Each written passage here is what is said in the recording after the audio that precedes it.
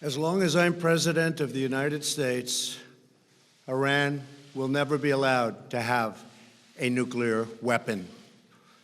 Good morning. I'm pleased to inform you the American people should be extremely grateful and happy. No Americans were harmed in last night's attack by the Iranian regime. We suffered no casualties. All of our soldiers are safe, and only minimal damage was sustained at our military bases. Our great American forces are prepared for anything. Iran appears to be standing down, which is a good thing for all parties concerned and a very good thing for the world.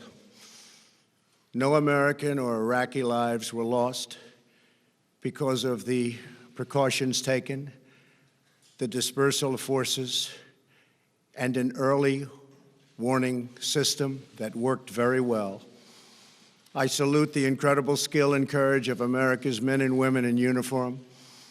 For far too long, all the way back to 1979 to be exact, nations have tolerated Iran's destructive and destabilizing behavior in the Middle East and beyond. Those days are over. Iran has been the leading sponsor of terrorism, and their pursuit of nuclear weapons threatens the civilized world. We will never let that happen. Last week, we took decisive action to stop a ruthless terrorist from threatening American lives. At my direction, the United States military eliminated the world's top terrorist, Qasem Soleimani. As the head of the Quds Force, Soleimani was personally responsible for some of the absolutely worst atrocities. He trained terrorist armies, including Hezbollah, launching terrorist strikes against civilian targets. He fueled bloody civil wars all across the region. He viciously wounded and murdered thousands of U.S. troops, including the planting of roadside bombs that maim and dismember their victims. Soleimani directed the recent attacks on U.S. personnel in Iraq that badly wounded 4 service members and killed 1 American, and he orchestrated the violent assault on the U.S. Embassy in Baghdad. In recent days, he was planning new attacks on American targets, but we stopped him. Soleimani's hands were drenched in both American and Iranian blood. He should have been terminated long ago. By removing Soleimani, we have sent a powerful message to terrorists. If you value your own life, you will not threaten the lives of our people.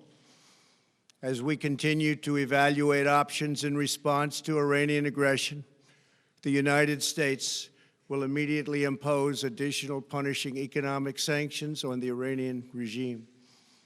These powerful sanctions will remain until Iran changes its behavior. In recent months alone, Iran has seized ships in international waters, fired an unprovoked strike on Saudi Arabia, and shot down 2 U.S. drones. Iran's hostilities substantially increased after the foolish Iran nuclear deal was signed in 2013, and they were given $150 billion, not to mention $1.8 billion in cash. Instead of saying thank you to the United States, they chanted death to America. In fact, they chanted death to America the day the agreement was signed. Then Iran went on a terror spree, funded by the money from the deal, and created hell in Yemen, Syria, Lebanon, Afghanistan, and Iraq. The missiles fired last night at us and our allies were paid for with the funds made available by the last administration. The regime also greatly tightened the reins on their own country, even recently killing 1,500 people at the many protests that are taking place all throughout Iran. The very defective JCPOA expires shortly anyway and gives Iran a clear and quick path to nuclear breakout. Iran must abandon its nuclear ambitions and end its support for terrorism. The time has come for the United Kingdom, Germany, France, Russia, and China to recognize this reality. They must now break away from the remnants of the Iran deal, or JCPOA. And we must all work together toward making a deal with Iran that makes the world a safer and more peaceful place. We must also make a deal that allows Iran to thrive and prosper and take advantage of its enormous untapped potential. Iran can be a great country. Peace and stability cannot prevail in the Middle East as long as Iran continues to foment violence, unrest, hatred, and war. The civilized world must send a clear and unified message to the Iranian regime. Your campaign of terror, murder, mayhem will not be tolerated any longer. It will not be allowed to go forward. Today, I am going to ask NATO to become much more involved in the Middle East process. Over the last 3 years, under my leadership, our economy is stronger than ever before, and America has achieved energy independence. These historic accomplishments change our strategic priorities. These are accomplishments that nobody thought were possible. And options in the Middle East became available.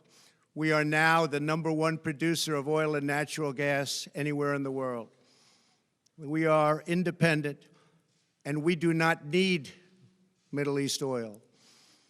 The American military has been completely rebuilt under my administration at a cost of $2.5 trillion. U.S. armed forces are stronger than ever before. Our missiles are big, powerful, accurate, lethal, and fast. Under construction are many hypersonic missiles. The fact that we have this great military and equipment, however, does not mean we have to use it. We do not want to use it. American strength, both military and economic, is the best deterrent. 3 months ago, after destroying 100% of ISIS and its territorial caliphate, we killed the savage leader of ISIS, al-Baghdadi, who was responsible for so much death, including the mass beheadings of Christians, Muslims, and all who stood in his way. He was a monster. Al-Baghdadi was trying again to rebuild the ISIS caliphate and failed. Tens of thousands of ISIS fighters have been killed or captured during my administration. ISIS is a natural enemy of Iran. The destruction of ISIS is good for Iran, and we should work together on this and other shared priorities. Finally, to the people and leaders of Iran, we want you to have a future, and a great future, one that you deserve, one of prosperity at home and harmony with the nations of the world. The United States is ready to embrace peace with all who seek it. I want to thank you, and God bless America. Thank you very much. Thank you. Thank you.